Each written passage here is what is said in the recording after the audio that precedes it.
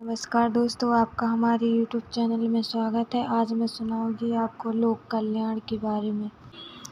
एक वक्त था जबकि इतिहासकार तारीखों के जादू में ही खोए रहते थे। कब किस राजा की कमताज पोशी हुई, कब कौन सा युद्ध हुआ, इन्हीं तारीखों पर मार्गगर्म बहसें चलती रहती थी। आम समाज के हिसाब से इतिहास को तारीखों का पर्याय माना जाता था। अपने भी लोगों को यह कहते हुए सुना होगा कि इतिहास तो बहुत उबाऊ है भई बस तारीख ठहरते चले जाओ। क्या इतिहास के बारे में यह धारणा सही है?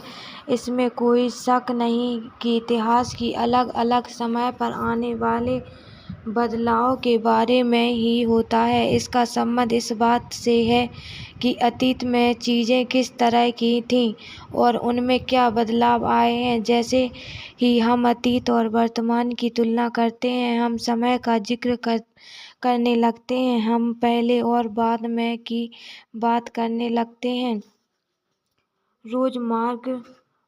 रोज़मर्रा की ज़िंदगी में हम अपने आसपास की चीज़ों पर हमेशा ऐतिहासिक सवाल नहीं उठाते। हम चीज़ों को स्वाभाविक मानकर चलते हैं, मानो जो कुछ हमें दिख रहा है वह हमेशा ऐसा ही रहा है।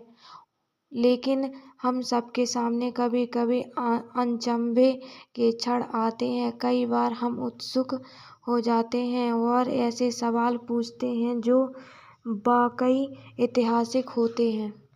किसी व्यक्ति को सड़क किनारे चाय के घूंट भरते देखकर आप इस बात पर हैरान हो सकते हैं कि चाय या कॉफ़ी पीने का चलन शुरू कब से हुआ होगा। रेलगाड़ी की खिड़की से बाहर झांकते हुए आपके ज़हन में यह सवाल उठ सकता है कि रेलवे का निर्माण कब हुआ।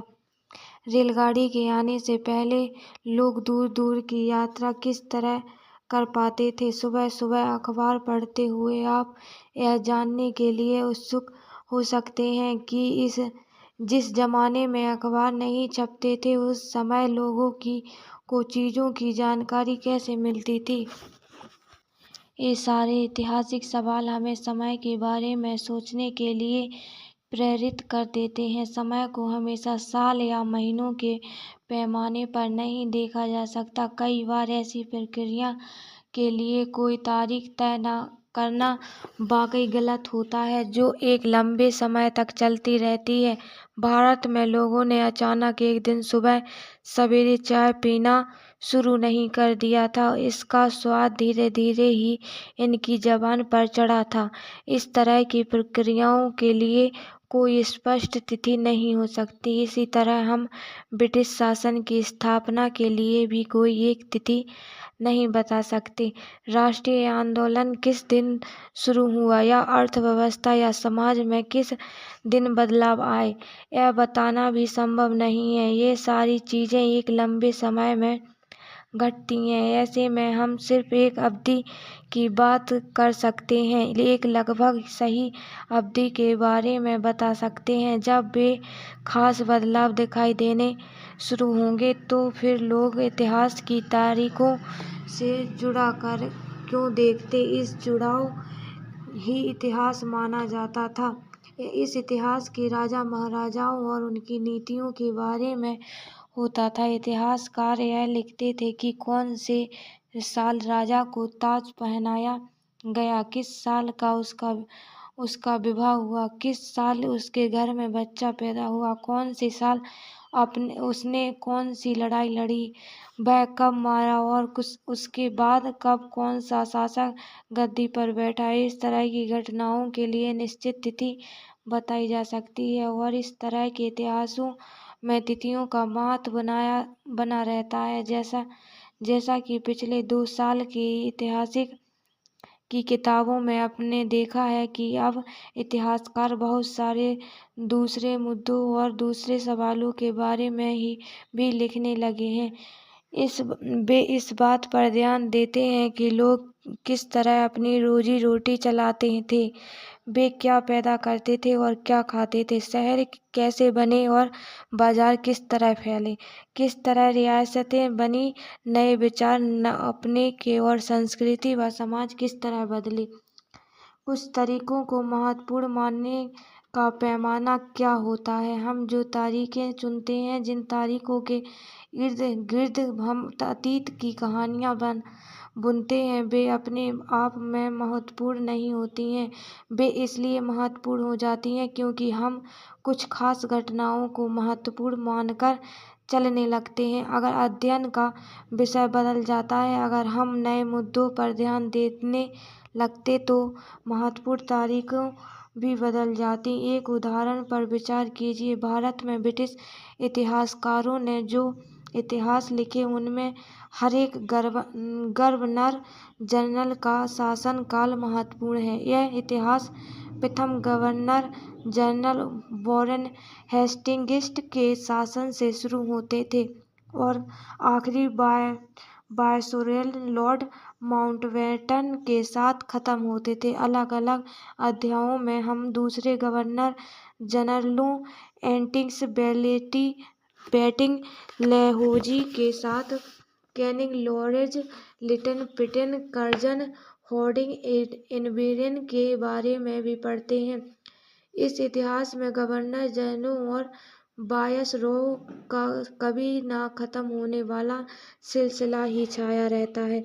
इतिहास की इन किताबों में सारी तारीखों का महत्व इन अधिकारों की उनकी गतिविधियों, नीतियों, उपलब्धियों के आधार पर ही तय होता है। यह ऐसे मानो इन लोगों के जीवन के बाहर कोई ऐसी चीज नहीं थी जिसे जानना महत्वपूर्ण हो। इन लोगों के जीवन का क्रम ब्रिटिश भारत के इतिहास में अलग अलग अध्यायों का विषय बन जाता है। क्या हम इसी दौर के इतिहास को अलग ढंग से नहीं लिख सकते हैं? गवर्नर जनरलों के इस इतिहास के चौखटे में हम भारतीय समाज के विभिन्न समूह और वर्गों की गतिविधियों पर किस तरह ध्यान दे सकते हैं? जब हम इतिहास या कोई कहानी लिखते हैं तो उसे टुकड़ों या अध्यायों में बांट देते हैं। हम ऐसा क्यों करते हैं? ऐसा इसलिए किया जाता है कि ताकि हर अध्याय में कुछ सामंजस्य रहे। इसका मकसद कहानी को इस तरह सामने लाना होता है कि उसे आसानी से समझ जा सके और याद रखा जा सके। इस प्रक्रिया में हम सिर्फ उन घटनाओं पर जोर देते हैं जो इस कहानी को पेश करने के मददगार होती हैं। जो इतिहास गवर्नर जनरलों के जीवन के इर्द गिर्द चलता है, उसमें भारतीयों की गतिविधियों को मायने नहीं रखते, उनके लिए वहाँ की कोई जगह नहीं होती है। तो फिर क्या किया जाए? जाहिर में हम अपने इतिहास का एक अलग अलग खफा बनाना पड़ेगा। इसका मतलब यह है कि अब तक की जिन तिथियों को महत्व दिया जा रहा था, वे महत्वपूर्ण नहीं रहेंगी। हमारे लिए नई तिथियां महत्वपूर्ण हो जाएंगी। 1817 में स्कॉटलैंड के अर्थशास्त्री और राजनीति के दार्शनिक जेम्स लिन ने 3 विशाल खंडों में a history of British India, British Bharat का इतिहास नामक एक किताब लिखी है। इस किताब में उन्होंने भारत के इतिहास को हिंदू, मुस्लिम और ब्रिटिश इन 3 लाख खंडों में बांटा था। काल खंडों के इस निर्धारण को ज्यादातर लोगों ने मान भी लिया। क्यों आपको भारतीय इतिहास को समझने के इस तरीके में कोई समस्या दिखाई देती है? इतिहास को हम अलग अलग काल खंडों में बांटने की कोशिश क्यों करते हैं? इसकी भी एक वजह है। हम एक दौर की खासियतों को, इसके केंद्रीय तत्वों को पकड़ने की कोशिश करते हैं। इसलिए ऐसे शब्द महत्वपूर्ण हो जाते हैं जिनके सहारे हम समय को बांटते हैं। ये शब्द अतीत के बारे में हमारे विचारों को दर्शाते हैं। वे हमें बताते हैं कि एक अवधि से दूसरी अवधि के बीच आए बदलाव का क्या महत्वपूर्ण होता है। मिल्को का लगता था कि सारे एशियाई समाज सभ्यता के मामले में यूरोप से पीछे हैं। इतिहास की उनकी समझदारी यह थी कि भारत में अंग्रेजों के आने से पहले यहाँ हिंदू और मुसलमान तानाशाहों का ही राज चलता था। यह चारों ओर केवल धार्मिक बैर जातिगत बंधनों और अंधविश्वासों का ही बोलबाला था।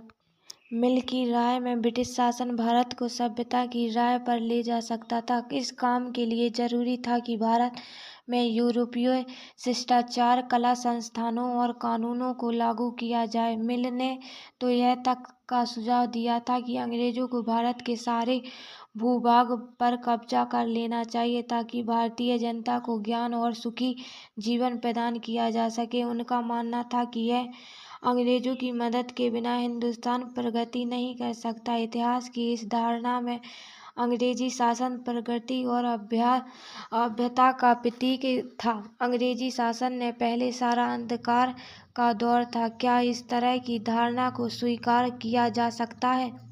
क्या इतिहास के किसी दौर को हिंदू या मुसलमान दौर कहा जा सकता है?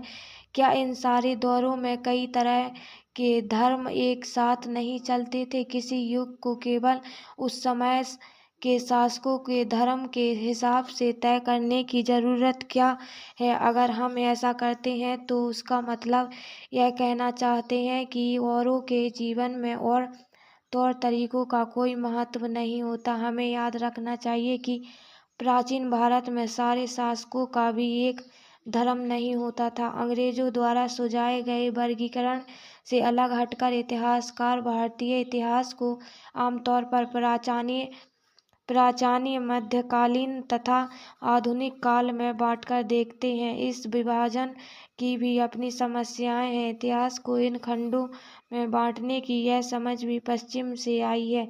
पश्चिम में आधुनिक काल को विज्ञान, तर्क, लोकतंत्र, मुक्ति और समानता जैसी आधुनिकता की ताकतों के विकास का युग माना जाता है। उनके लिए मध्यकालीन समाज वे समाज थे जहाँ आधुनिक समाज की यह विशेषताएं नहीं थी। क्या हम अपने अध्ययन के लिए आधुनिक काल की इस अवधारणा को बिना सोचे विचारे ऐसे ही अपना सकते हैं जैसा कि आप इस किताब में देखेंगे?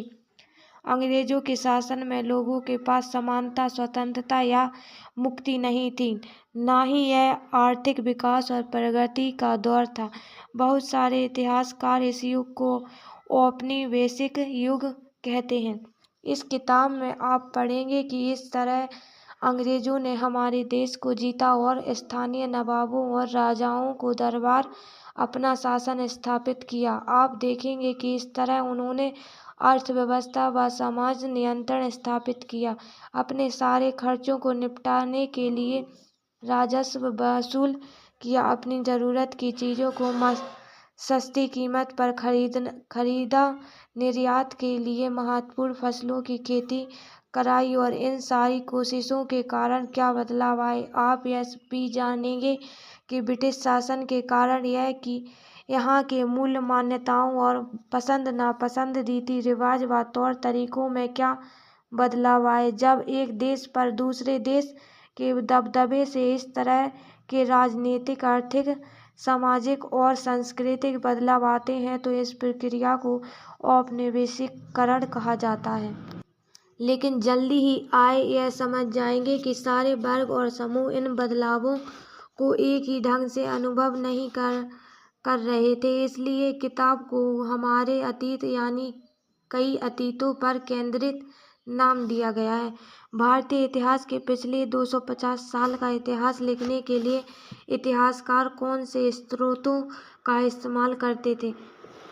अंग्रेजी शासन द्वारा तैयार किए गए सरकारी रिकॉर्ड इतिहासकारों का एक महत्वपूर्ण साधन होते हैं। अंग्रेजों की मान्यता थी कि चीज़ों को लिखना बहुत महत्वपूर्ण होता है। उनके लिए हर निर्देश, हर योजना, नीति, फैसले, सहमति, जांच को साफ साफ लिखना जरूरी था। ऐसा करने के बाद चीज़ों का अच्छी तरह अध्ययन किया जा सकता था और उन पर वाद विवाद किया जा सकता है। इस समझदारी के चलते अज्ञापन, टिप्पणी और प्रतिवेदन पर आधारित शासन की संस्कृति पैदा हुई।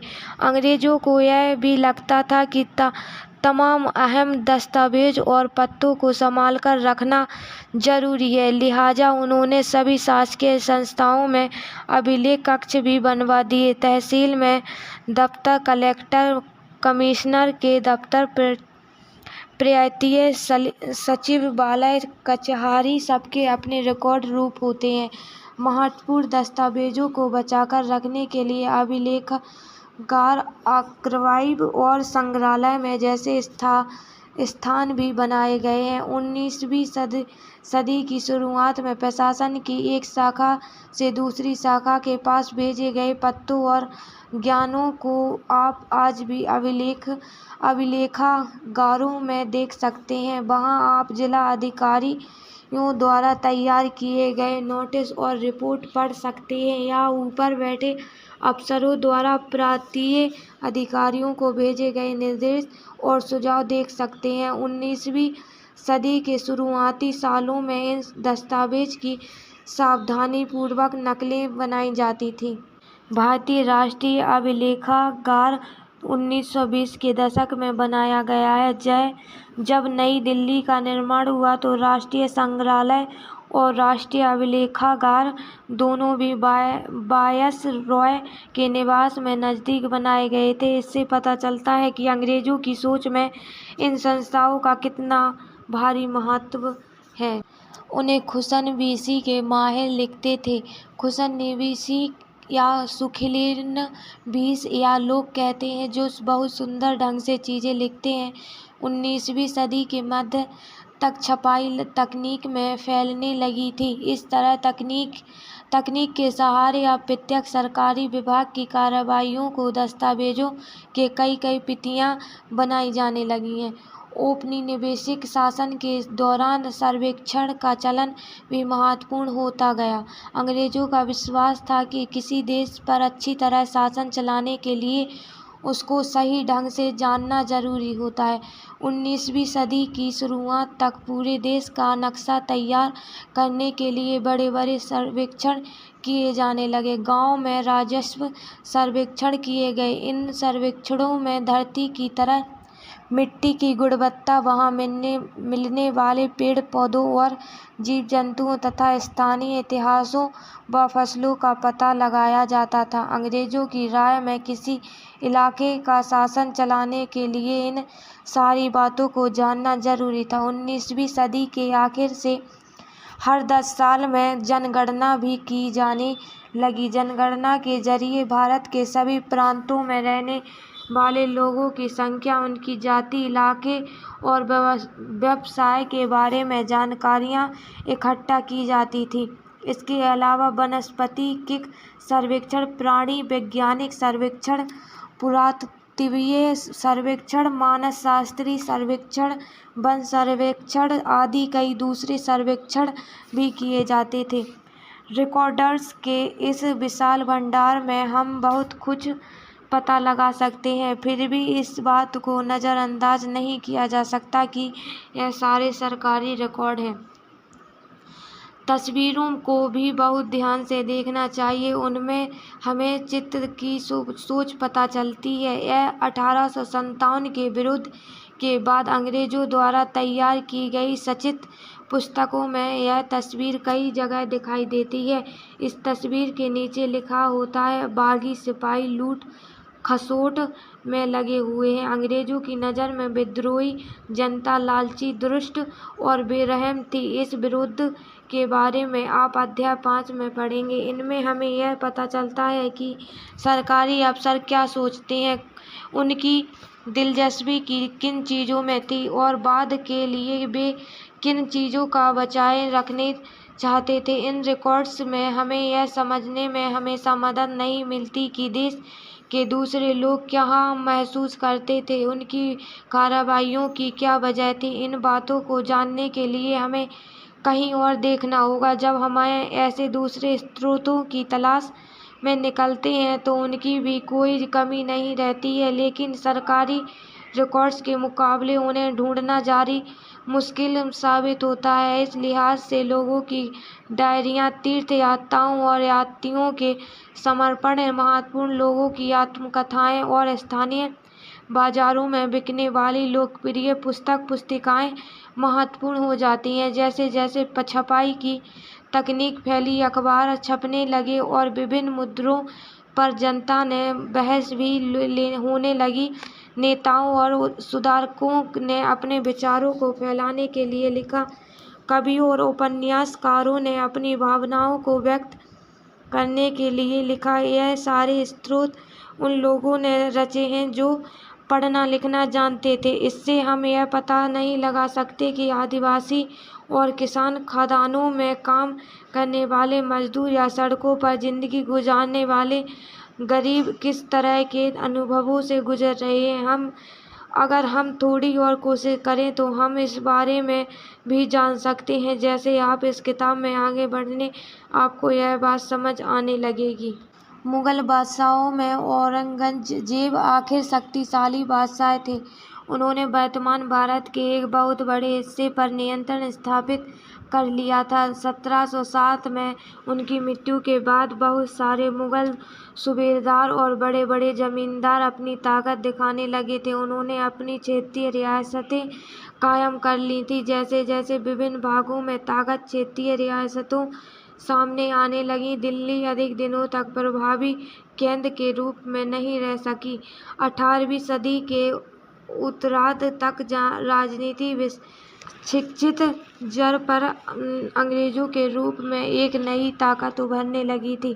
क्या आप जानते हैं कि अंग्रेज पहले एक छोटी सी व्यापारिक कंपनी के रूप में भारत आए थे और यहाँ के इलाकों में पर कब्जे में उनकी ज़्यादातर दिलचस्पी नहीं थी। तो फिर ऐसा कैसे हुआ कि एक दिन वे इस विशाल साम्राज्य के स्वामी बन बैठे? इस अध्याय में आप देखेंगे कि यह कैसे हुआ है। सन 1600 ईस्ट इंडिया कंपनी के इंग्लैंड की महारानी एलिजाबेथ प्रथम से चार्टर अर्थात इजाज़तनामा हासिल कर लिया, जिसमें कंपनी को पूरब से व्यापार करने का एकाधिकार मिल गया है। इस इजाज़तनामे का मतलब यह था कि इंग्लैंड की कोई भी और व्यापारिक कंपनी इस इलाके में ईस्ट इंडिया कंपनी से होड़ नहीं कर सकती थी। चार्ट के सहारे कंपनी समुद्र पार कर जाकर नए इलाकों को खंगाल सकती थी, वहां से सस्ती कीमत पर चीजें खरीद कर उन्हें यूरोप में ऊंची कीमत पर बेच सकती थी। कंपनी को दूसरी अंग्रेज व्यापारिक कंपनियों से प्रतिस्पर्धा का कोई भय नहीं था। उस जमाने में वाणिज्यिक कंपनियां मोटे तौर पर प्रतिस्पर्धा से बचकर ही मुनाफा कमा सकती थी। अगर कोई प्रतिस्पर्धी न हो तो तभी सस्ती चीजें खरीदकर उन्हें ज़्यादा कीमत पर बेच सकती थी। लेकिन ऐसा ही दस्तावेज दूसरी यूरोपीय ताकतों को पूरब के बाजारों में आने से नहीं रोक सकता था। जब तक इंग्लैंड के जहाज अफ्रीका के पश्चिम तट को छूते हुए केप ऑफ गुड होप का चक्कर लगाकर हिंद महासागर पर करते, तब तक पुर्तगालियों ने भारत के पश्चिमी तट पर अपनी उपस्थिति दर्ज करा दी थी। वे गोवा में अपना ठिकाना बना चुके थे। पुर्तगाल के खोजी यात्री वास्को दा गामा ने यही 1498 में पहली भारत का तक पहुँचे कि इस समुद्री मार्ग का व्यापार की संभावनाएं तलाशने के लगे थे कि कुछ समय बाद फ्रांसीसी व्यापारी भी सामने आ गए। समस्या यह थी कि सारी कंपनियां एक जैसी चीजें खरीदना चाहती थीं। यूरोप के बाजारों में भारत के बने बारीक सूते कपड़े और रेशम की जबरदस्त मांग थी। इनके अलावा काली मिर्च, लौंग, इलायची और दालचीनी की भी जबरदस्त मांग रहती थी। यूरोपीय कंपनियों के बीच इस बढ़ती प्रतिस्पर्धा से भारतीय बाजारों में इन चीज़ों की कीमतें बढ़ने लगीं और उनमें मिलने वाले मुनाफा गिरने लगा। अब इन व्यापारियों कंपनियों के फलने फूलने का यही एक रास्ता था कि वे अपनी प्रतिस्पर्धी कंपनियों को खत्म कर दें।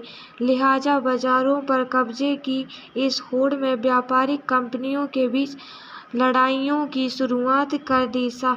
17वीं और 18वीं सदी में जब भी मौका मिलता था, कोई सी एक कंपनी किसी दूसरी कंपनी के जहाज डुबो देती थी, रास्ते में रुकावटें खड़ी कर देती थी और साल में से लदे जहाज़ों को आगे बढ़ने से रोक देती थी। यह व्यापार हथियारों की मदद से चला रहा था और व्यापारिक चौकियों की किलेबंदी के जरिए सुरक्षित रखा जाता था। अपनी बस्तियों को किलेबंद करने और व्यापार मुनाफा कमाने की इन कोशिशों के कारण स्थानीय शासकों से भी टकराव होने लगे। इस प्रकार व्यापार और राजनीति को दूसरे से अलग रखना कंपनी के लिए मुश्किल होता जा रहा था। आइए देखिए यह कैसे हुआ। पहली इंग्लिश फैक्ट्री 1651 में हुगली नदी के किनारे शुरू हुई। कंपनी के व्यापारी यहीं से अपना काम चलाते थे। इन व्यापारियों को उस जमाने में फैक्टर कहा जाता था। इस फैक्ट्री में वेयरहाउस था जहां निर्यात होने वाली चीज़ों को जमा किया जाता था। यहीं पर उसके दफ्तर थे जिनमें कंपनी के अफसर बैठते थे। जैसे जैसे व्यापार फैला, कंपनी ने सौदागरों और व्यापारियों को फैक्ट्री के आसपास आकर बसने के लिए प्रेरित किया। 1696 तक कंपनी ने इस आबादी के चारों तरफ एक किला बनाना शुरू कर दिया था। 2 साल बाद उसने मुगल अफसरों को विश्वास देकर 3 गांवों की जमींदारी भी खरीद ली। इनमें से एक गांव कालिकता था जो बाद में कलकत्ता बना। अब इसे कोलकाता कहा जाता है। कंपनी ने मुगल सम्राट औरंगजेब को इस बात के लिए भी तैयार कर लिया कि वह कंपनी को बिना शुल्क चुकाए व्यापार करने का फरमान जारी कर दे। कंपनी ज़्यादा से ज़्यादा रियायतें हासिल करने और पहले से मौजूद अधिकारों का ज़्यादा से ज़्यादा फायदा उठाने में लगी हुई थी। उदाहरण के लिए औरंगजेब के फरमान केवल कंपनी को ही शुल्क मुक्त व्यापार का अधिकार मिला था। कंपनी के जो अफसर निजी तौर पर व्यापार चलाते थे यह छूट नहीं थी, लेकिन उन्होंने भी शुल्क चुकाने से इनकार कर दिया। इससे बंगाल में राजस्व वसूली बहुत कम हो गई है। ऐसे में भारत बंगाल के चुनाव मुर्शिद कुली खान विरोध न करते हुए 18वीं सदी की शुरुआत में कंपनी और बंगाल के नवाबों का टकराव काफी बढ़ गया था। औरंगजेब की मृत्यु के बाद बंगाल के नवाब अपनी ताकत दिखाने लगे थे। उस समय दूसरी क्षेत्रीय ताकतों की स्थिति भी ऐसी थी कि मुर्शिद कुली खान के बाद अली बर्दी खान और उसके बाद सिराजुद्दौला बंगाल के नवाब बने। यह सभी शक्तिशाली शासक थे। उन्होंने कंपनी को रियासतें देने से मना कर दिया। व्यापार का अधिकार देने के बदले कंपनी ने नजराने मांगे, उसे सिक्के डालने का अधिकार नहीं दिया और उसकी किलेबंदी को बढ़ाने से रोक दिया। कंपनी पर धोखाधड़ी का आरोप लगाते हुए उन्हें दलील दी कि उसकी वजह से बंगाल सरकार की राजस्व वसूली कम होती जा रही है और नवाबों की ताकत कमजोर पड़ रही है। कंपनी टैक्स चुकाने और तैयार नहीं थे। उसके अफसरों के अपमानजनक चिट्ठियां लिखी और नवाबों व उनके अधिकारियों को अपमानित करने का प्रयास किया। कंपनी का कहना था कि स्थानीय अधिकारियों की बेतुकी मांगों से कंपनी का व्यापार तबाह हो रहा है। व्यापार तभी फल फूल सकता है जब सरकार शुल्क हटा ले। कंपनी को इस बात का भी यकीन था कि अपना व्यापार फैलाने के लिए उसे अपनी आबादी बढ़ानी होगी, गांव खरीदने होंगे और किलों का पुनर्निर्माण कराना होगा। यह टकराव दिनों दिन गंभीर होते गए, अतः इन टकरावों की परिणति प्लासी के प्रसिद्ध युद्ध के रूप में हुई है। 1756 में अली बर्दी खान की मृत्यु के बाद सिराजुद्दौला बंगाल के नवाब बने। कंपनी को सिराजुद्दौला की ताकत से काफी भय था। सिराजुद्दौला की जगह कंपनी एक ऐसा कठपुतली नवाब चाहती थी जो उसे व्यापारिक रियासतें और अन्य सुविधाएं आसानी से देने में आनाकानी न करे। कंपनी ने प्रयास किया कि सिराजुद्दौला की प्रतिनिधियों में किसी को नवाब बना दिया जाए। कंपनी को कामयाबी नहीं मिली। जवाब में सिराजुद्दौला ने हुक्म दिया कि कंपनी उनके राज्य की राजनीतिक मामलों में टांग अड़ाना बंद कर दे, किलेबंदी रोके और बाकायदा राजस्व चुकाए। जब दोनों पक्ष पीछे हटने को तैयार नहीं हुए तो 30,000 सिपाहियों के साथ नवाब ने कासिम बाजार में स्थित इंग्लिश फैक्ट्री पर हमला बोल दिया। नवाब की फौजी ने कंपनी के अफसरों को गिरफ्तार कर लिया, गोदाम पर ताला डाल लिया, अंग्रेजों के हथियार छीन लिए और अंग्रेजी जहाज़ों को धीरे धीरे ले लिया। इसके बाद नवाब ने कंपनी के कलकत्ता स्थित किले पर कब्जे के लिए उधर पर रुख किया। कलकत्ता के साथ से निकले जाने की खबर सुनने पर महादर्स ने नेतृत्व कंपनी में अफसरों ने भी रॉबर्ट क्लाइव के नेतृत्व में सेनाओं को रखना दिया। इस सेना को नौसैनिक बेड़े की मदद भी मिल रही थी। इसके बाद नवाब के साथ लंबे समय तक सौदेबाजी चली। आखिरकार 1797 में रॉबर्ट क्लाइव ने प्लासी के मैदान में सिराजुद्दौला के खिलाफ कंपनी की सेना का नेतृत्व किया। नवाब सिराजुद्दौला की हार एक बड़ा कारण उसके सेनापतियों में से एक सेनापति मीर जाफर की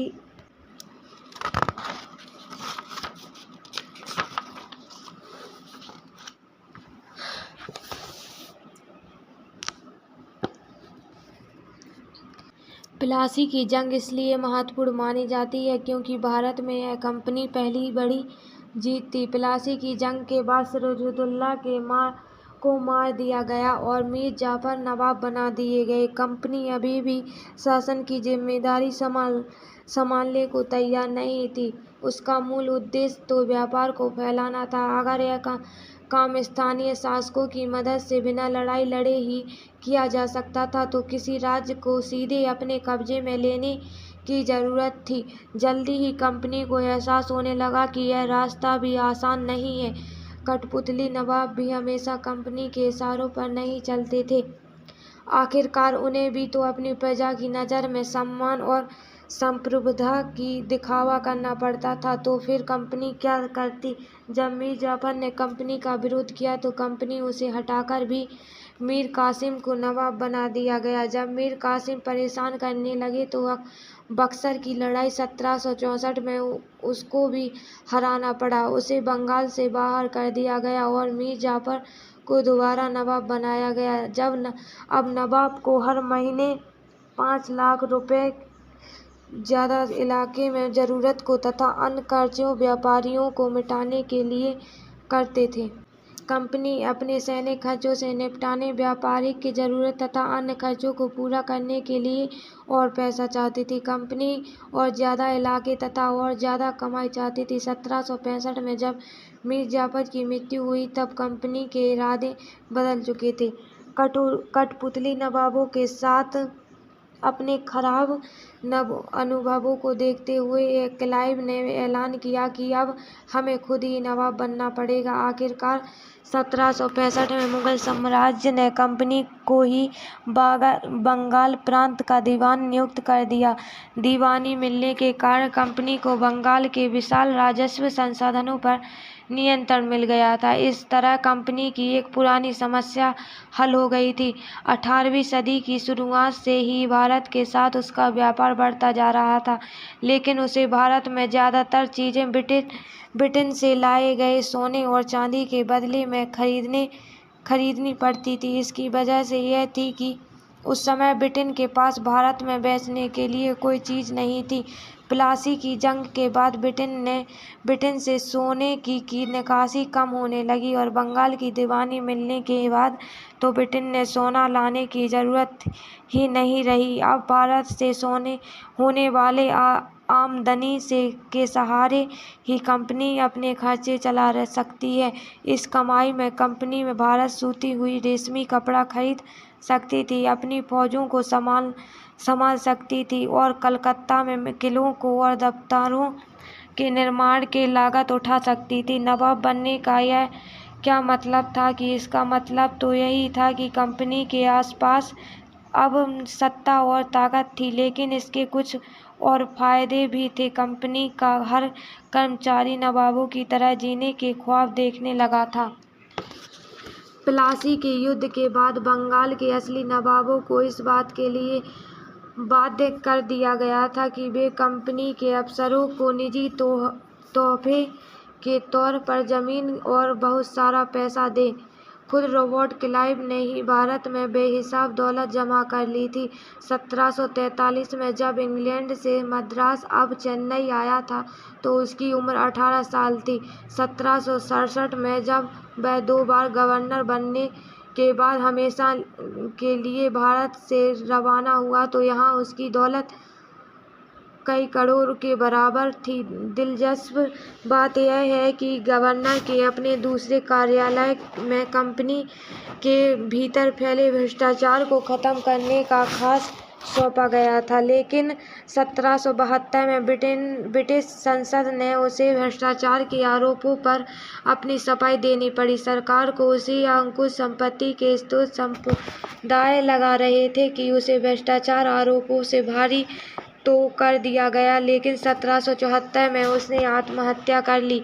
कंपनी के सभी अफसर क्लाइव की तरह दौलत इकट्ठा नहीं कर सकते थे, लेकिन कर पाए। बहुत ही सारी बीमारियों और लड़ाई के कारण कम उम्र में ही मौत का निवाला बन गए। इसके अलावा उन सभी को भ्रष्ट और बेईमान मानना भी सही नहीं होगा। अलावा उन सभी को उनमें से बहुत सारे अफसर साधारण परिवार से आए थे। उनकी सबसे बड़ी इच्छा बस यही थी कि वे भारत में ठीक ठाक पैसा कमाएं और ब्रिटेन लौटकर आराम की जिंदगी बसर करें।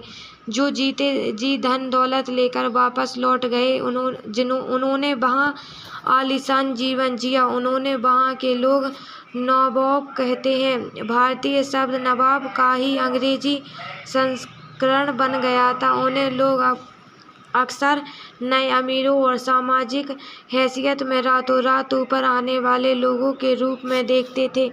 नाटकों और कर्नाटकों में उनका समाज उड़ाया जाता था। यदि हम 1757 से 1857 के बीच ईस्ट इंडिया कंपनी के द्वारा भारतीय राज्यों पर कब्जे की प्रक्रिया को देखें तो कुछ महत्वपूर्ण बातें सामने आती हैं कि एक अनजान इलाके में कंपनी ने सीधे सैनिक हमला प्रारंभ नहीं किया। उसने किसी भी भारतीय रियासत पर अधिग्रहण करने से पहले विभिन्न राजनीतिक, आर्थिक, कूटनीतिक साधनों का इस्तेमाल किया है। बक्सर की लड़ाई 1764 के बाद कंपनी ने भारत रियासतों में रेजिडेंट तैनात कर दिए। यह कंपनी राजनीति या व्यावसायिक प्रतिनिधि होते हैं। उनका काम कंपनी के हितों की रक्षा करना और उन्हें आगे बढ़ाना था। रेजिडेंट के माध्यम से कंपनी के अधिकारी भारतीय राज्यों के भीतर मामलों में भी दखल देने लगे थे। अगला राज्य कौन सा है, किस पद पर किसको बिठाया जाएगा, इस तरह की चीजें भी कंपनी के अफसर भी तय करना चाहते थे। कई बार कंपनी ने रियासतों पर सहायक संधि भी थोप दी। जो रियासत इस बंदोबस्त को मान लेती थी उसे कंपनी स्वतंत्र सेनाएं रखने का अधिकार नहीं रहता था। उसे कंपनी की तरफ से सुरक्षा मिलती थी और सहायक सेना के रखरखाव के लिए वह कंपनी को सौंपा देती थी। अगर भारतीय शासक रहम अदा करने में चूक जाते थे तो जुर्माने के तौर पर उनका इलाका कंपनी अपने कब्जे में ले लेती थी। उदाहरण के लिए, जब रिचर्ड बेल्जेसी गवर्नर जनरल 1758-1805 था, उस समय अवध के नवाब को 1801 में अपना आधा इलाका कंपनी को सौंपने के लिए मजबूर किया गया, क्योंकि नवाब सहायक सेना के लिए पैसा अदा करने में चूक गए थे। इसी आधार पर हैदराबाद के भी कई इलाके छीन लिए गए हैं। जब कंपनी द्वारा नियुक्त किए गए रेजिडेंट के बारे में स्कॉटलैंड के प्रसिद्ध अर्थशास्त्री और राजनीति दार्शनिक जेम्स मिल ने कहा था कि दरअसल रेजिडेंट रियासत का राजा होता है। हम उसे हस्तक्षेप की मनचाही निषेधाज्ञा के तहत काम करने की छूट देते हैं। अब तक का स्थानीय राजा पूरी तरह अधिनियमित रहता है और रेजिडेंट यानी ब्रिटिश सरकार के माफिक काम करता है, तो चीजें आराम से चलती रहती हैं। शासन के कर्मों में रेजिडेंट की दखलअंदाजी के बिना सब कुछ चल जाता है। जबकि भी कुछ अलग तरह का घटता है। जब भी भारत राजा कोई ऐसा रास्ता अपनाता है जिसे ब्रिटिश सरकार गलत मानती है तो टकराव और उथल पुथल पैदा हो जाती है। जब कंपनी को अपने राजनीतिक और आर्थिक हितों पर रखता है दिखाई देता है तो कंपनी ने प्रत्यक्ष सैन्य टकराव का रास्ता भी अपनाना। दक्षिण भारतीय राज्य मैसूर के उदाहरण से यह बात समझी जा सकती है कि हैदर अली शासन काल 1761 से 1782 और उनके विख्यात पुत्र टीपू सुल्तान शासन काल 1782 से 1799 जैसे शक्तिशाली शासकों के नेतृत्व में मैसूर काफी ताकतवर हो चुका था। मालाबार तट पर होने वाला व्यापार मैसूर रियासत के नियंत्रण में था, जहां से कंपनी काली मिर्च और इलायची खरीदती थी। 1785 में टीपू सुल्तान ने अपनी रियासत में तड़ने वाले बंदरगाहों से चंदन की लकड़ी, काली मिर्च और इलायची का निर्यात रोक दिया। सुल्तान ने स्थानीय सौदागरों को भी कंपनी के साथ कारोबार करने से रोक दिया था। टीपू सुल्तान ने भारत में रहने वाले फ्रांसीसी व्यापारियों से घनिष्ठ संबंध विकसित किए और उनकी मदद से अपनी सेना को आधुनिकीकरण किया। सुल्तान ने इन कदमों से अंग्रेज आग बबूला हो गए। उन्हें हैदर अली और टीपू सुल्तान बहुत महत्वाकांक्षी, घमंडी और खतरनाक दिखाई देते थे। अंग्रेजों को लगता था कि यह ऐसे राजाओं को नियंत्रित करना और कुचलना जरूरी है। फलस्वरूप मैसूर के साथ अंग्रेजों की 4 बार जंग हुई। 1767 से लेकर 1769 तक, 1780 से लेकर 1784 तक, 1790 से लेकर 1792 और 1799। श्रीरंगपट्टा की आखिरी जंग में कंपनी को सफलता मिली। कंपनी राजधानी की रक्षा करते हुए टीपू सुल्तान मारे गए और मैसूर का राजकाज पुराने वोडेयर राजवंश के हाथों में सौंप दिया गया। इसके साथ ही मैसूर पर भी सहायक संधि थोप दी गई। राजाओं की छवि अक्सर जनश्रुतियों भी बनाती है। प्रचलित किस्सों में उनकी ताकत का खूब यशगान किया जाता है। 1782 में मैसूर के राजा बने टीपू सुल्तान के बारे में कहा जाता है कि एक बार वे अपने फ्रांसीसी दोस्त के साथ जंगल में शिकार खेलने गए थे। वहां उनके शेर के सामने आ गया। उनकी बंदूक ने मौके पर साथ नहीं दिया और कटार जमीन पर गिर गई। फिर भी टीपू ने निहत्थे ही शेर का मुकाबला किया और आखिरकार कटार उठा ली। अंत में उन्होंने शेर को मार गिराया। इसी के बाद से उन्हें शेर-ए-मैसूर कहा जाने लगा था। उनके राजसी झंडे पर भी शेर की तस्वीर होती थी। यह टीपू के एक विशालकाय मशीनों खिलौनों की तस्वीर है। इसमें नकली शेर की यूरोपीय कथन बनाई जाती थी। भारतीय सल्का को आधुनिक काल से निर्मित रखते थे। 18वीं शताब्दी के आखिर से कंपनी मराठों की ताकत को भी काबू और ख़त्म करने के बारे में सोचने लगी थी। 1761 में पानीपत के तीसरे संघर्ष के बाद मराठा शक्ति विकेंद्रित होकर स्थानीय सत्ता के रूप में उभारी। उन्हें कई राज्यों में बांट दिया गया। इन राज्यों की बागडोर सिंधिया, होलकर, गायकवाड़ और भोसले जैसे अलग अलग राजवंशों के हाथों में थी। यह सारे सरदार एक पेशवा सर्वोच्च मंत्री के अंतर्गत एक कन्फेडरेसी राजमंडल के सदस्य थे। पेशवा इस राजमंडल का सैनिक और प्रशासकीय प्रमुख होता था और पूरे सत्ता का केंद्र था। महादजी सिंधिया और नाना फडणवीस 18वीं सदी के आखिर के 2 प्रसिद्ध मराठा योद्धा और राजनीतिक थे। पहला युद्ध 1782 में सलवाई संधि के साथ खत्म हुआ, जिसमें कोई पक्ष नहीं जीत पाया। दूसरा अंग्रेज मराठा युद्ध 1803 से लेकर 1805 कई मोर्चों पर लड़ा गया। इसका नतीजा यह हुआ कि उड़ीसा और यमुना के ऊपर स्थित आगरा व दिल्ली सहित कई भूभाग के कब्जों में आ गए। अतः 1817 से लेकर 1819 के तीसरे अंग्रेजो मराठा युद्ध में मराठी की सत्ता समाप्त हो गई है। पेशवा को गुड़े से हटाकर कानपुर के पास बेठूर में पैसन पर भेज दिया गया है। अब विंध्य के दक्षिण में स्थित पूरे भूभाग कंपनी का नियंत्रण हो चुका था। उपरोक्त विवरण से स्पष्ट है कि 19वीं सदी की शुरुआत से कंपनी क्षेत्रीय विस्तार की आक्रमण नीति पर चल रही थी। लॉर्ड हेस्टिंग्स 1813 से 1823 के तक गवर्नर जनरल के नेतृत्व में सर्वोच्चता की एक नई नीति शुरू की गई है। कंपनी का दावा था कि उसकी सत्ता सर्वोच्च ही इसलिए वह भारतीय राज्यों से ऊपर है। अपने हितों की रक्षा के लिए वह भारतीय रियासतों का अधिग्रहण करने या उनको अधिग्रहण की धमकी देने का अधिकार अपने पास मानती थी।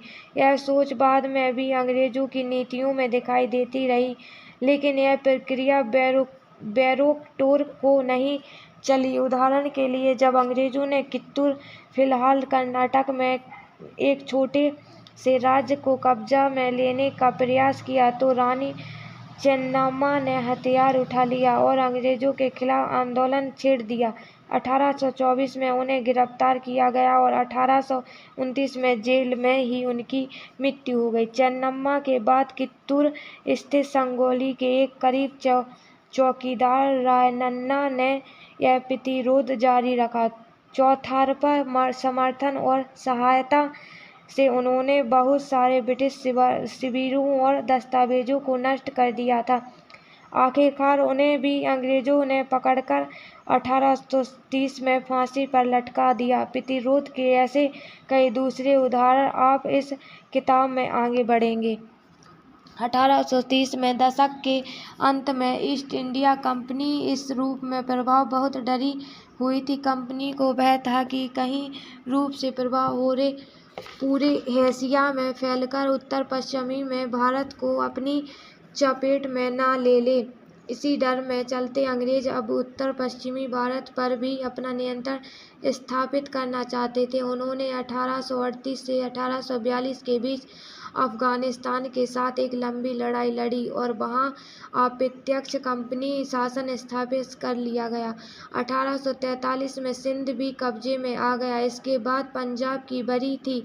यहाँ महाराजा रणजीत सिंह ने कंपनी की दाल नहीं गलने दी। 1839 में उनकी मृत्यु के बाद इस रियासत के साथ दो लंबी लड़ाइयाँ हुई और आखिरकार 1849 में अंग्रेजों ने पंजाब का भी अधिग्रहण कर लिया गया। अधिग्रहण की आखिरी लहर 1848 से 1856 के बीच गवर्नर जनरल बने लॉर्ड डलहौजी के शासन काल में चली। लॉर्ड डलहौजी ने एक नई नीति अपनाई जिसे विलय नीति का नाम दिया गया है। सिद्धांत इस तर्क पर आधारित था कि अगर किसी शासक की मृत्यु हो जाती है और उसका कोई पुरुष वारिस नहीं है तो उसकी रियासत हड़प कर ली जाएगी, यानी कंपनी के भूभाग का हिस्सा बन जाएगी। इस सिद्धांत के आधार पर एक के बाद एक नई रियासतें सतारा 1848, संबलपुर 1850, उदयपुर 1892, नागपुर 1853 और झांसी 1884 अंग्रेजों के हाथ में चली गई। आखिरकार 1856 में कंपनी की अवध को भी अपने नियंत्रण में ले लिया गया। इस बार अंग्रेजों ने एक नया तर्क दिया। उन्होंने कहा कि वे अवध की जनता को नवाब के कुशासन से आज़ाद कराने के लिए कर्तव्य के बंधे हुए हैं, इसलिए वे अवध पर कब्जा करने को मजबूर हैं। अपने प्रिय नवाब को जिस तरह से गद्दी से हटाया गया उसे देखकर लोगों में गुस्सा भड़क उठा और अवध के लोग भी 1857 के महान विद्रोह में शामिल हो गए हैं। गवर्नर जनरल वॉरेन हेस्टिंग्स 1773-1785 उन बहुत सारे महत्वपूर्ण व्यक्तियों में था जिन्होंने कंपनी की ताकत फैलाने में अहम भूमिका अदा की थी। वॉरेन हेस्टिंग्स के समय तक आते आते कंपनी ने केवल बंगाल बल्कि मुंबई और मद्रास में भी सत्ता हासिल कर चुकी थी। ब्रिटिश इलाके में मोटे तौर पर प्रशासकीय इकाइयों में बांटे हुए थे। उन्हें प्रेसिडेंसी कहा जाता था। उस समय 3 प्रेसिडेंसी थी। बंगाल, मद्रास और मुंबई हर का शासन गवर्नर पास होता था। सबसे ऊपर गवर्नर जनरल होता था। वॉरेन हेस्टिंग्स ने कई प्रशासकीय सुधार किए। न्याय के क्षेत्र में उसके सुधार खास तौर पर उल्लेखनीय थे। 1772 से एक नई न्याय व्यवस्था स्थापित की गई। इस व्यवस्था में प्रावधान किया गया कि हर जिले में 2 अदालतें होंगी, फौजदारी अदालत और दीवानी अदालत। दीवानी अदालतों के मुखिया यूरोपीय जिला कलेक्टर होते थे। मौलवी और हिंदू पंडित के उनके लिए भारतीय कानूनों की व्याख्या करते थे। फौजदारी अदालतें अभी भी काजी और मुफ्ती के ही अंतर्गत थीं, लेकिन वे भी कलेक्टर का निगरानी में काम करते थे। एक बड़ी समस्या यह थी कि ब्राह्मण पंडित धर्मशास्त्र की अलग अलग शाखाओं के हिसाब से स्थानीय कानूनों की अलग अलग व्याख्या कर देते थे। इस विभिन्न को खत्म करने के समरूपता लाने के लिए 1775 में 11 पंडितों को भारतीय कानूनों का एक संकल्प तैयार करने का काम सौंपा गया। N.B. हाल्डेड ने इस संकल्प का अंग्रेजी में अनुवाद किया। 1778 तक यूरोपीय न्यायाधीशों के लिए मुस्लिम कानूनों की भी एक हिस्सा तैयार कर ली गई थी। 1773 के रेगुलेटिंग एक्ट के तहत एक नए सर्वोच्च न्यायालय की स्थापना की गई। इसके अलावा कलकत्ता में अपीलीय अदालत, सदर निजामत अदालत की भी स्थापना की गई। भारतीय जिले में कलेक्टर सबसे बड़ा ओहदा होता है। जैसा कि नाम से ही पता चलता है, उसका मुख्य काम लगान और कर इकट्ठा करना ही तथा न्यायाधीशों से पुलिस अधिकारियों व दरोगा की सहायता से जिले में कानून व्यवस्था बनाए रखना होता था। उसका कार्यालय कलेक्टर सत्ता और संरक्षण का नया केंद्र बन गया था, जिसने पुराने सत्ता केंद्रों को हाशिए पर ढकेला दिया। कंपनी के साथ भारत शासन ने सुधार के नए विचार और तो तय, लेकिन उसकी असली सत्ता सैनिक ताकत में थी। मुगल फौज मुख्य रूप से घुड़सवार, सवार घोड़े पर चलने वाले प्रशिक्षित और पैदल सेना थी। उन्होंने तीरंदाजी और तलवारबाजी का प्रशिक्षण दिया था। सेना में सवारों का दबदबा रहता था और मुगल साम्राज्य को एक विशाल पेशेवर प्रशिक्षण वाली पैदल सेना की जरूरत महसूस नहीं थी। ग्रामीण इलाकों में शासन के किसानों की बड़ी संख्या थी। स्थानीय जमींदार मुगलों को जरूरत पड़ने पर पैदल सिपाही मुहैया कराते थे। 18वीं सदी में जब अवध और बनारस जैसी रियासतों में किसानों को भर्ती करने और उन्हें पेशेवर सैनिक प्रशिक्षण दिया जाने लगा, तो यह सूरत बदलने लगी। ईस्ट इंडिया कंपनी ने जब कंपनी सेना के लिए भर्ती शुरू की, तो उसने भी यही तरीका अपनाया। अंग्रेज अपनी सेना को सियोर, जो भारतीय शब्द सिपाही से ही बना है, आर्मी कहती है। 1820 के दशक जैसे जैसे युद्ध तकनीकी बदलने लगी, कंपनी की सेना में घुड़सवार टुकड़ियों की जरूरत कम पड़ती गई। इसकी वजह यह थी कि ब्रिटिश साम्राज्य बर्मा, अफगानिस्तान और मिस्र में भी लड़ रहा था, जहां सिपाही मस्केट, तोड़ेदार बंदूक और मैचलॉक से लैस होते हैं। कंपनी की सेना के सिपाहियों की बदलती सैनिक आवश्यकताओं का ध्यान रखना पड़ता था और अब उसकी पैदल टुकड़ी ज्यादातर महत्वपूर्ण होती जा रही है। 19वीं सदी की शुरुआत में अंग्रेज समरूप सैनिक संस्कृति विकसित करने लगे थे। सिपाहियों को यूरोपीय ढंग का प्रशिक्षण, अभ्यास और अनुशासन सिखाया जाने लगा। अब उनका जीवन पहले से भी ज्यादातर नियंत्रित था। इस कोशिश में कभी भी समस्याएं भी आ जाती थीं, क्योंकि पेशेवर सिपाहियों की सेना खड़ा करने के लिए चक्कर में अंग्रेज कई बार जाति और समुदाय की भावनाओं को नजरअंदाज कर देते थे। भला लोग अपनी जातीय और धार्मिक भावनाओं को इतनी आसानी से कैसे छोड़ सकते थे? क्या वे खुद अपने समुदाय का सदस्य मानने की बजाय सिर्फ सिपाही मान सकते थे? सिपाही का महसूस करते थे अपने जीवन में अपनी पहचान, यानी वे कौन हैं। इस बात के एहसास में जो बदलाव आ रहे थे, उनको सिपाहियों ने किस तरह देखा है? 1857 का विद्रोह हमें सिपाहियों की इस दुनिया की झलक दिखाता है। इस विद्रोह के बारे में आप आज में पढ़ेंगे ईस्ट इंडिया कंपनी का व्यापारिक कंपनी से बढ़ते बढ़ते भौगोलिक औपनिवेशिक शक्ति बन गई है। 19वीं सदी की शुरुआत में नई भाप तकनीकी के आने से यह प्रक्रिया और तेज हुई। तब तक समुद्र मार्ग से भारत पहुंचने में 6 से 8 माह का समय लग जाता था। भाप से चलने वाले जहाज़ों ने यह 3 यात्रा हफ्तों में समेट दी। इसके बाद जो ज़्यादा से ज़्यादा अंग्रेज और उनके परिवार भारत जैसे दूर देश में आने लगे। 1857 तक भारतीय उपमहाद्वीप के 63% भूभाग और 78% आबादी पर कंपनी का सीधा शासन स्थापित हो चुका था। देश के शेष भूभाग और आबादी पर कंपनी का अप्रत्यक्ष प्रभाव था। इस प्रकार व्यापारिक स्तर पर ईस्ट इंडिया कंपनी पूरे भारत को अपने नियंत्रण में ले चुकी थी। 12 अगस्त 1765 को मुगल बादशाह ने ईस्ट इंडिया कंपनी को बंगाल का दीवाना तैनात किया। इस बात की पूरी संभावना है कि यह घटना मुट्ठी भर अंग्रेजों और हिंदुस्तानियों की मौजूदगी में रॉबर्ट क्लाइव के तंबू में घटी होगी, लेकिन ऊपर दिए गए चित्र में इस घटनाओं का एक भव्य समारोह के रूप में दिखाया गया है। यह चित्र चित्रकार ने बनाया कि जिसे रॉबर्ट क्लाइव के अपने जीवन की यादगार घटनाओं का चित्रित करने की जिम्मा सौंपा गया था। बंगाल की दीवानी हाथ आ जाना अंग्रेजों के लिए निश्चित ही एक बड़ी घटना थी। दीवान के तौर पर कंपनी अपने नियंत्रण भले भूभाग के आर्थिक मामलों की मुख्य शासक बनाई गई थी। अब उसे कंपनी जमीन का शासन चलाने और आमदनी के व्यवस्थित करने का रास्ता ढूंढना था। इसके लिए उसे एक ऐसा रास्ता ढूंढना था जिससे कंपनी के बढ़ते खर्चों को पूरा करने के लिए काफ़ी आमदनी जुटाई जा सकती थी। व्यापारिक कंपनी के नाते उसे यह ख्याल भी रखना था कि वह अपनी ज़रूरत की चीज़ें खरीदती बेचती रहे।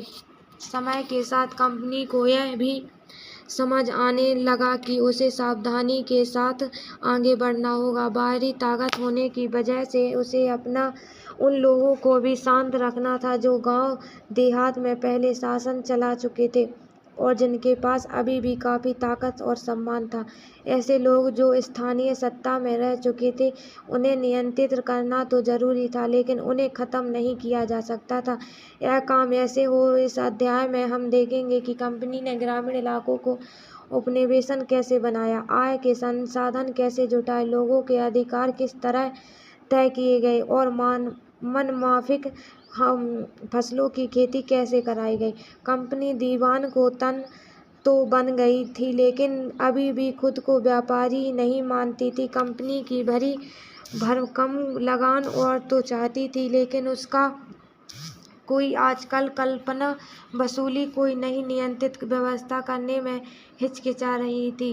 उसकी कोशिश यही थी कि वह ज़्यादा से ज़्यादा राजस्व हासिल करे और कम से कम कीमत पर बढ़िया सूती और रेशमी कपड़ा खरीदे। इसी कारण 5 साल के भीतर बंगाल में कंपनी द्वारा खरीदी जाने वाली चीज़ों का कुल मूल्य 2 गुना हो चुका था। 1765 से पहले कंपनी ब्रिटिश से सोने और चांदी का आयात करती थी और इन चीज़ों के बदले सामान खरीदती थी। अब बंगाल के इकट्ठा होने वाले पैसे ही निर्यात के लिए चीज़ें खरीदती जा रही थी।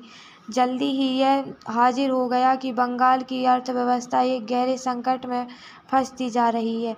कारीगर गांव छोड़कर भाग रहे थे क्योंकि उन्हें बहुत कम कीमत पर अपनी चीज़ें कंपनी को जबरन बेचनी पड़ती थी। किसान अपना लगान नहीं चुका पा रहे थे, कारीगरों का उत्पादन गिर रहा था और खेती चौपट होने लगी थी। दिशा में बढ़ रही थी। 1770 में पड़े अकाल के बंगाल में 1 करोड़ लोगों की मौत की नींद सुला दी। इस अकाल में लगभग 1/3 आबादी समाप्त हो गई है।